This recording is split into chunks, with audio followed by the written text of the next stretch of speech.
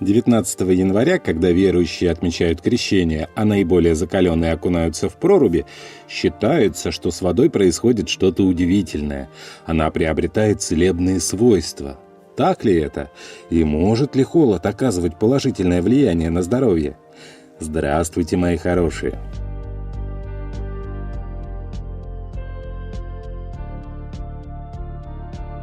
Каждый церковный праздник находит свое отражение в народных традициях.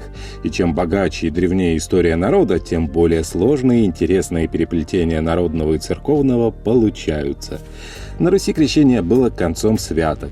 Простой люд готовился к празднику, который, как считалось, очистит их от грехов, в том числе грехов святочных гаданий.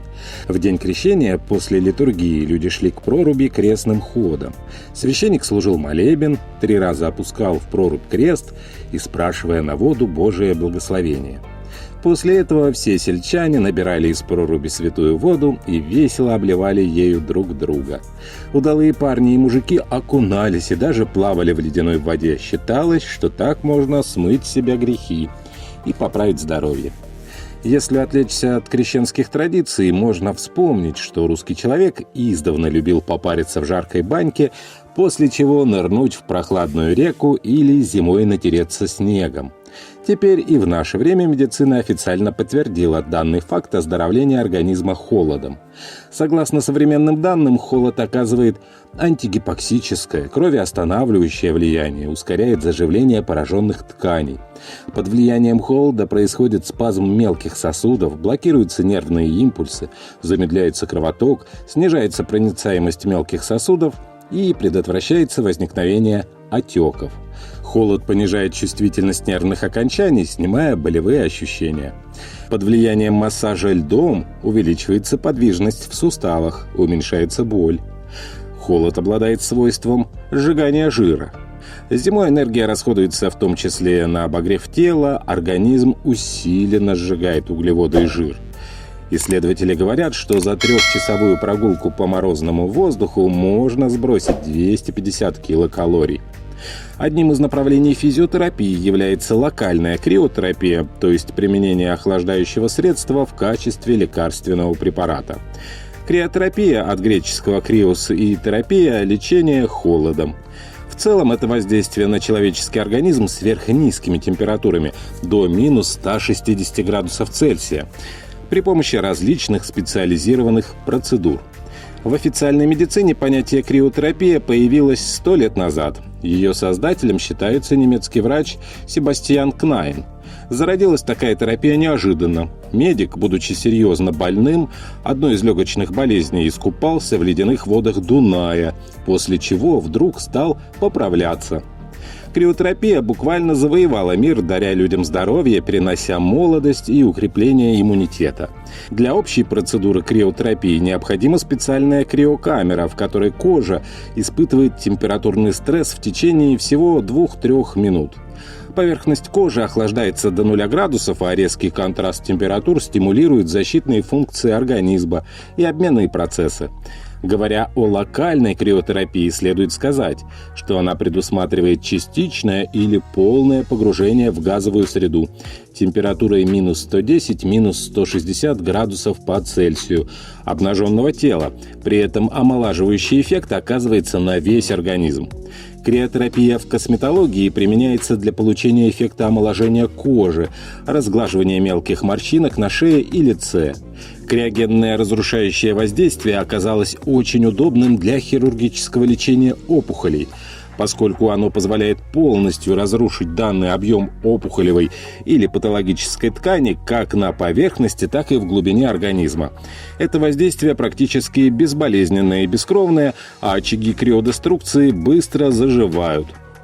В обществе принято считать, что теплая и солнечная летняя погода наиболее комфортная для организма.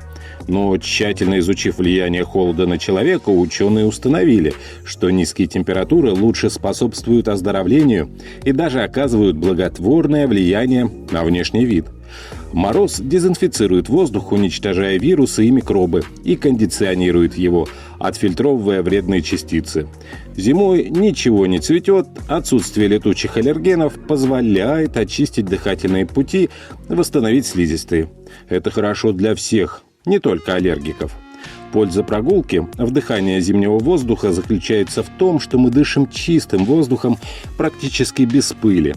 Кислорода в нем гораздо больше, чем в любое другое время года. Воздух зимой ионизирован и очень свеж. Кроме того, в нем меньше вредных веществ, их впитывает снег благодаря своим адсорбирующим свойствам.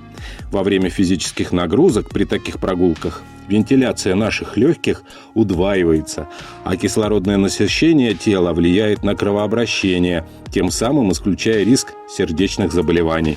В жаркие дни мы чувствуем слабость, быстрее устаем, в мороз же, наоборот, мы активны и готовы к действию. Полноценный сон – залог здоровья и хорошего самочувствия. И лучше всего людям спится именно зимой. Хорошему сну способствует и холод за окном, в прохладном помещении быстрее засыпается. Есть научные подтверждения, что температура в спальне влияет на здоровье человека. Так, самой оптимальной признана температура 16-19 градусов тепла. Низкая температура тела снижает уровень кортизола, который вырабатывается в результате дневных стрессов и негативно сказывается на нашем здоровье. Обязательно проветривайте комнату перед сном и отключайте батарею, если в комнате слишком жарко.